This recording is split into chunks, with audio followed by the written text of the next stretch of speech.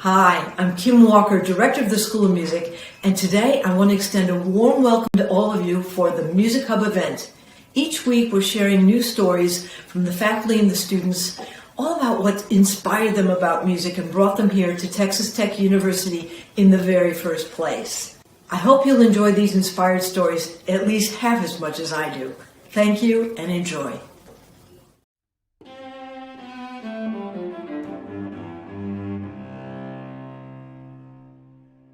Hello, and welcome to the Music Hub of the Texas Tech University School of Music. My name is Charles Olivier, and I am your host for this episode of a Music Hub Moment. On today's show, we will be listening to an interview with Professor Jeffrey Lestraps, Associate Professor of Cello at the Texas Tech School of Music. Professor Lestraps recently finished an extensive project of recording the complete Bach cello suites, which you can find on his YouTube channel. Just search The Bach Cello Suites. Now let us listen as Professor Lestraps tells us about his life with the cello and what it takes to perform this captivating music. Thank you so much, Professor Lestraps, with sitting down today to talk a little bit about the amazing project that you just put out.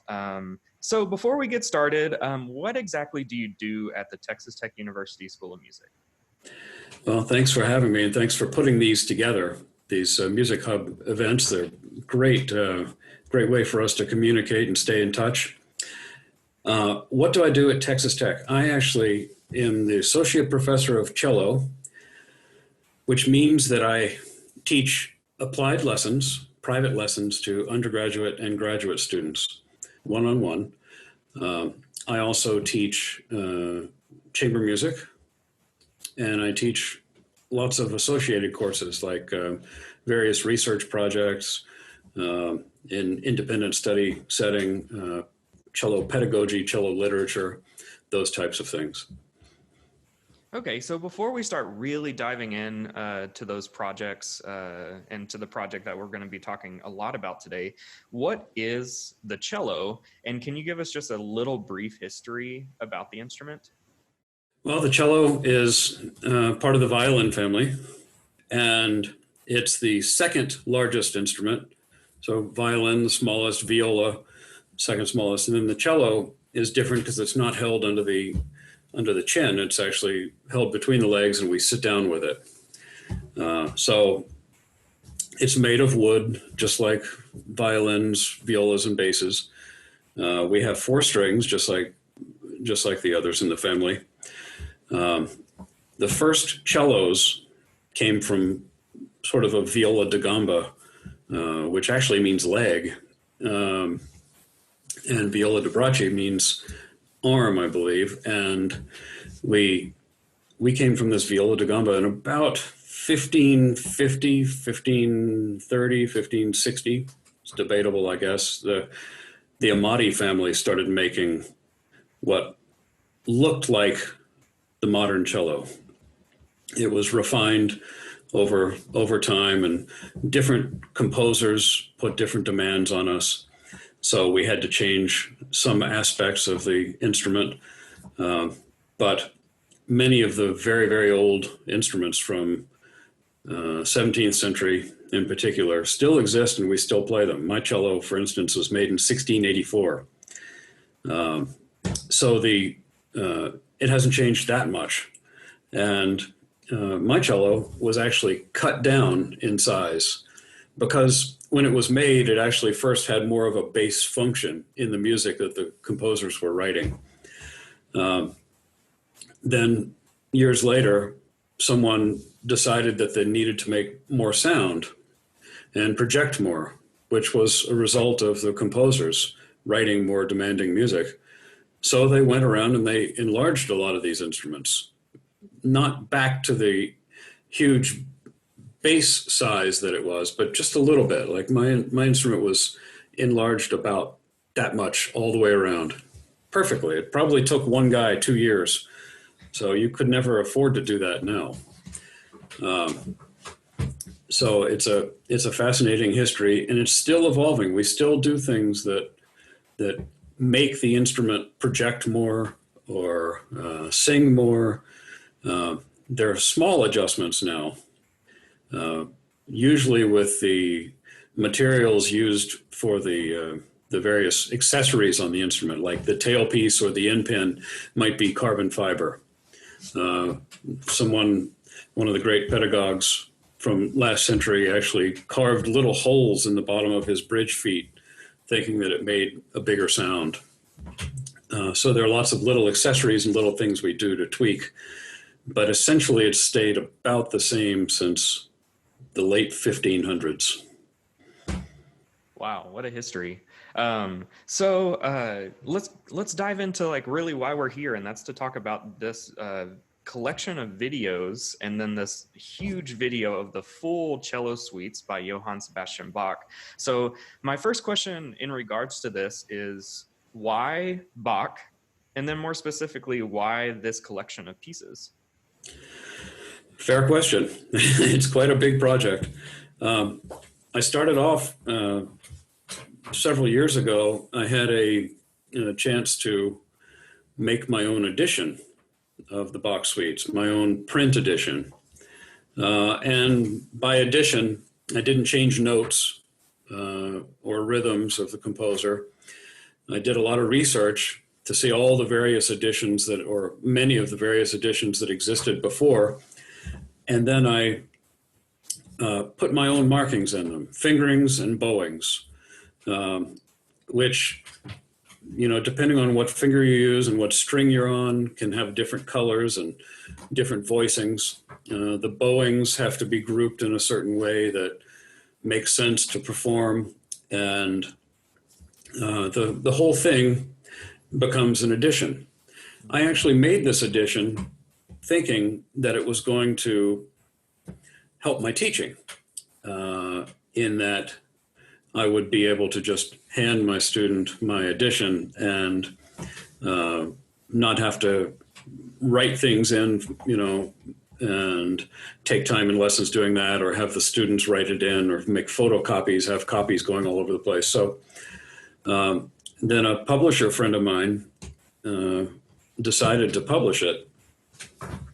So I've always worked on Bach suites. These are the 6 suites, by the way. He wrote 6. And I always wanted to work on them. I mean, I fell in love with them when I was a kid. I was not so sold on performing them. We teach them all the time. They're great specimens of solo cello writing. If you can play Bach, you can play just about anything. It's kind of the idea. And musically, they're so interesting. So the 6 suites, once my edition came out, people started asking me to perform them. So I started performing them. Before I knew it, I had the opportunity to perform all 6 in one concert. I did that 7 or 8 times, and it's a journey. It's about 2 hours of playing, and you almost get into Bach's musical mind by listening from beginning to end to the 6 suites. So then, once I had performed them quite a bit, I had the opportunity to make a recording. The wave of the future is not CDs anymore. Many of my students don't even have CD players. So we made a video. That's where we are. And I'm probably playing them as complete sets for the rest of my life. They never get old, even though they're very old. So what type of impact does creating a video like this have on the cello community? And then a second part of this question is a little bit more specifically, like these younger students that may be finding these pieces for the first time. Well, we all, if you sat down and listened to 50 performances of Bach, the same movement of a Bach suite, 50 different cellists, you would hear, of course you would hear differences. You would hear dramatic differences. We all interpret the materials we have from Bach's day and shortly after different ways. The only direct link we have to these suites is Anna Magdalena, his wife. She wrote in her handwriting the markings that supposedly Bach had in his original. We've lost the original. So there's a lot of interpretation available to us. It's pretty sloppy what she wrote, and she was a singer, didn't understand quite how to write string music. So it's hard to read, it's sloppy, it's confusing. So one of the ways that I tried to make my edition was that I tried to keep things consistent. I like hearing motivic material consistent throughout a performance. And I also like different voices to be in similar colors. So my edition, I hope, will influence the cello world in consistency and common sense solutions to some of the very difficult passages and bowing questions that we've all been struggling with in the study of these suites. So I hope that I leave that as a legacy with my edition. As far as making the video recording and influencing that way, it's tremendous to be able to supplement my teaching with a video. I can email a link and say, here's what I've come up with. They can look at the page, watch the video, listen to it, and I would never make them interpret it the same way I do, but I certainly want to have that influence on them. They could copy me all they wanted. They will never have my voice.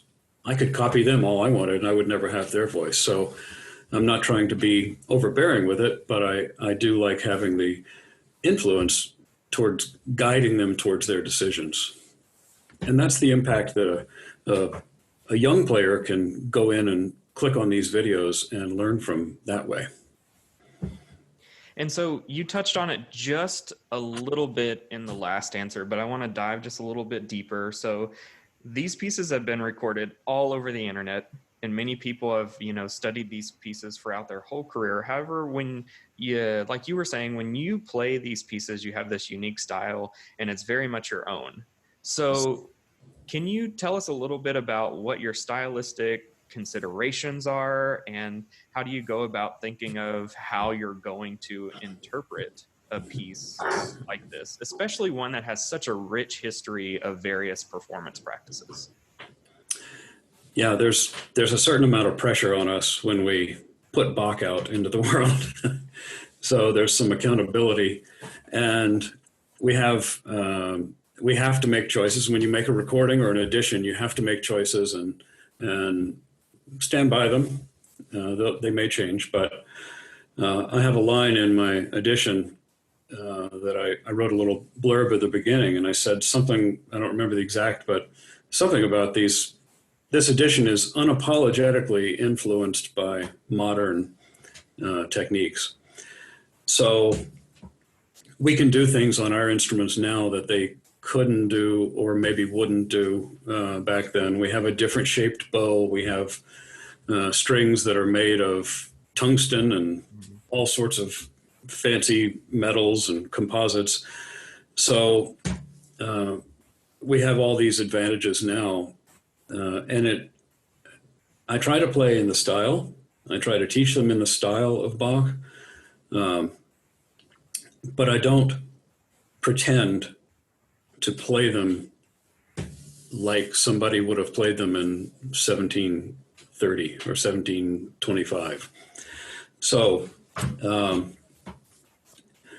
one of the ways that I have the stylistic thing is we know certain things about note groupings and bowings.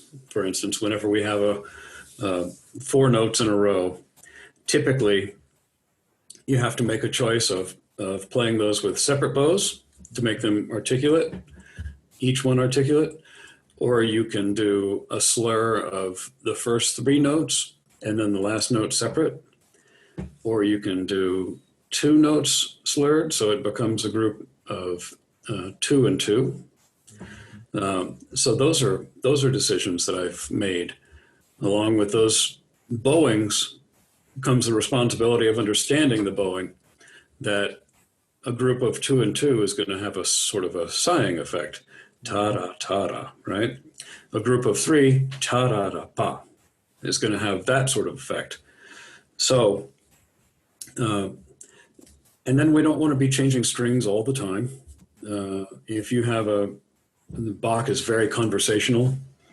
I hope when you hear me play Bach in these videos or live, I hope you take away that it is conversational. So you hear one voice say something musical and then another voice answers it. And I really believe that that's a huge aspect of Bach's music. I think it's every composer has a way of communicating in their language. So that's how I interpret these things. Okay, so for our final question, it's my shortest question, but it probably has the biggest impact for those listening in, especially for the younger ones. What advice would you give a young cello player if they wanted to be a cello professor, in their future? The best advice I can give, it's following what naturally happened to me. I fell in love with cello. I did a lot of listening. In fact, one of my mentors and heroes just passed away yesterday, Lynn Harrell, who was just a remarkable. There's never been a cellist like him. I grew up listening to his recordings and Rostropovich and Casals and Yo-Yo and just really getting into those things and trying to copy sounds. I wanted to sound like those guys, as foolish as that is for a kid, but it didn't deter me.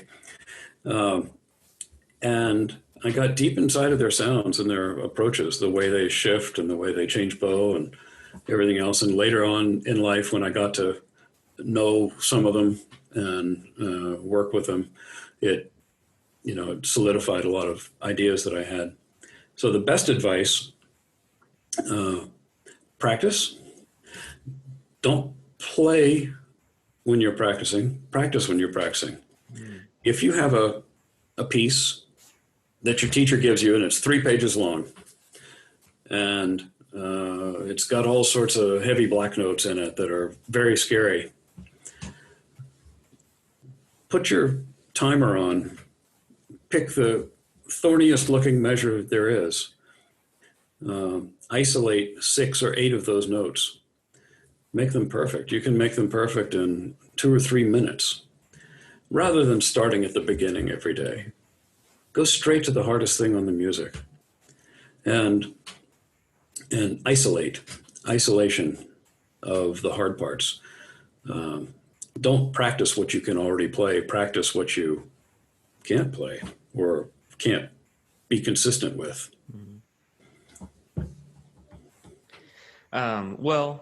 Thank you so much, Professor Lestraps, for your time today. We really appreciate you coming in and talking to us about the amazing video, just amalgamation of all these different suites together as one full video. What a great resource. And we look forward to hearing more performances by you in the future.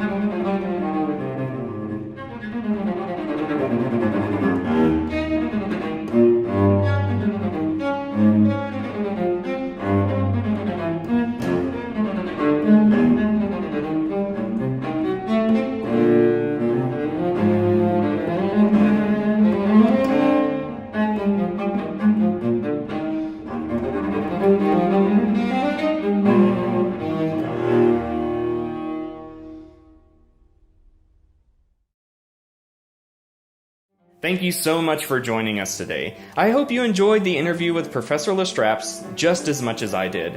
I look forward to seeing you next Tuesday with another episode of a Music Hub Moment brought to you by the Texas Tech University School of Music. Thank you and have a great week.